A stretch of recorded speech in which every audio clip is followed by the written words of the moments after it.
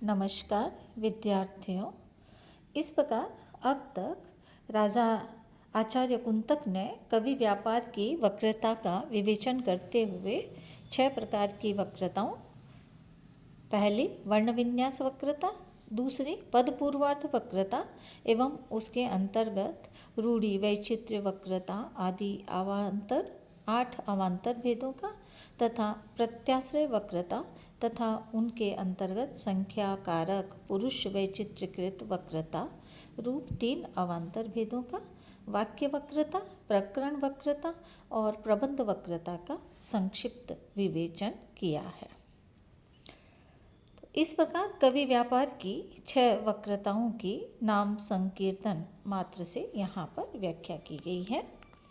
आचार्य कुंतक ने शब्दार्थों सहित इत्यादि जो काव्य लक्षण की कारिका थी उसमें प्रयुक्त शब्दार्थों सहित एवं वक्र कवि व्यापार पदों की व्याख्या कर चुकने के बाद क्रम प्राप्त होने से अब बंद पद की व्याख्या करते हुए निम्नलिखित कारिका लिखते हैं।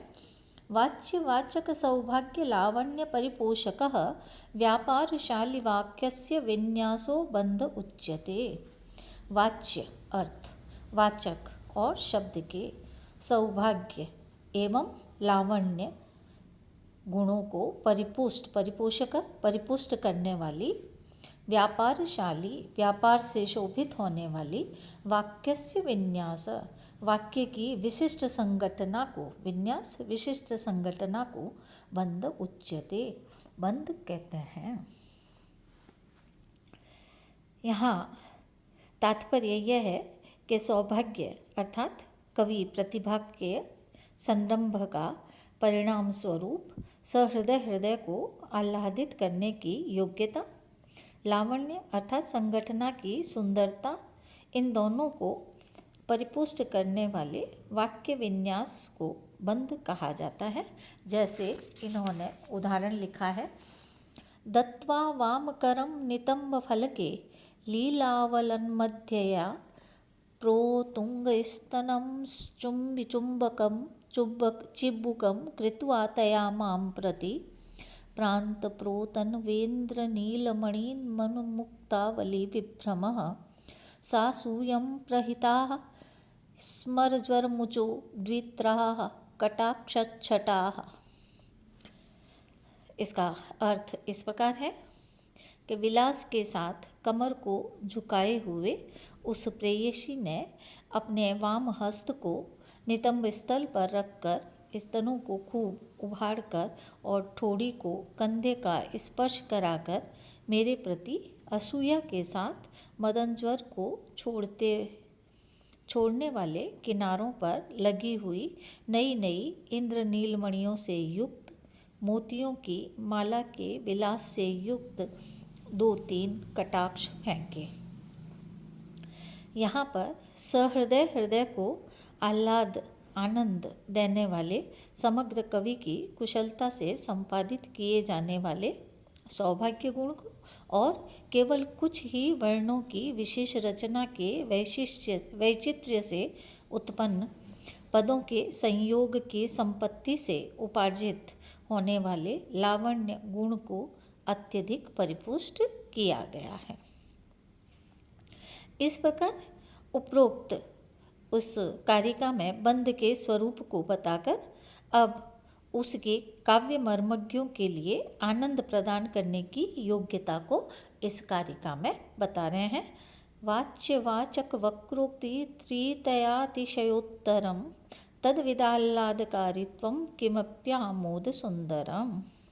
वाच्य अर्थ वाचक शब्द और वक्रोक्ति त्रितय इन तीनों के अतिशयोत्तरम उत्कर्ष से भिन्न एवं किमपि आमोद सुंदरम किसी आमोद से रमणीय कोई अलौकिक तत्व ही तद्विद आह्लादकारित्वम उस काव्य मर्मज्ञों को आह्लादित करने की योग्यता रखते हैं। अर्थात कोई अनिर्वचनीय सहृदय के अनुभव द्वारा अनुभव किया जा सकने वाला आमोद अर्थात रंजकता नामक सुकुमार वस्तु का धर्म उससे सुंदर, रंजकता से रमणीय।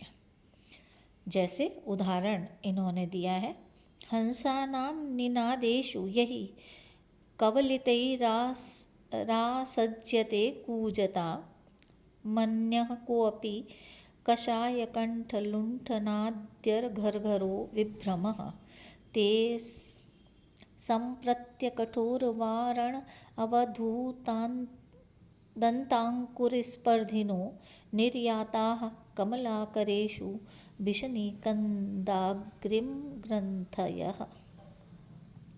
यहाँ कोई कवि मृणाल तंतु की आरंभ की ग्रंथियों का वर्णन करता हुआ कह रहा है कि जिनका भक्षण कर लेने से शब्द करते हुए हंसी के कूजन में मधुर कंठ के संयोग से घर घर ध्वनि युक्त कोई विलक्षण ही विलास उत्पन्न हो जाता है।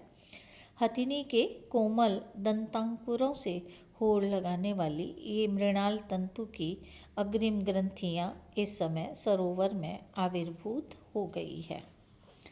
यहाँ पर वाच्य, वाचक और वक्रोक्ति तीनों के संभव होने पर भी उन्हें उपस्थित करने में कवि का प्रधान रूप से कोई संदर्भ नहीं दिखाई देता, अपितु प्रतिभा के वैचित्र्य के वशीभूत होकर कवि ने किसी अलौकिक काव्य मर्मज्ञों की आह्लादकारिता का उन्मीलन प्रस्तुत उदाहरण में किया है। अब इसके आगे आचार्य कुंतक ने काव्य के सामान्य लक्षण और अब उसके विशेष लक्षण के विवेचन या विषय बताने के लिए मार्ग भेद का आगे वर्णन करेंगे। तो आज का अपना लेक्चर यहीं समाप्त होता है। धन्यवाद।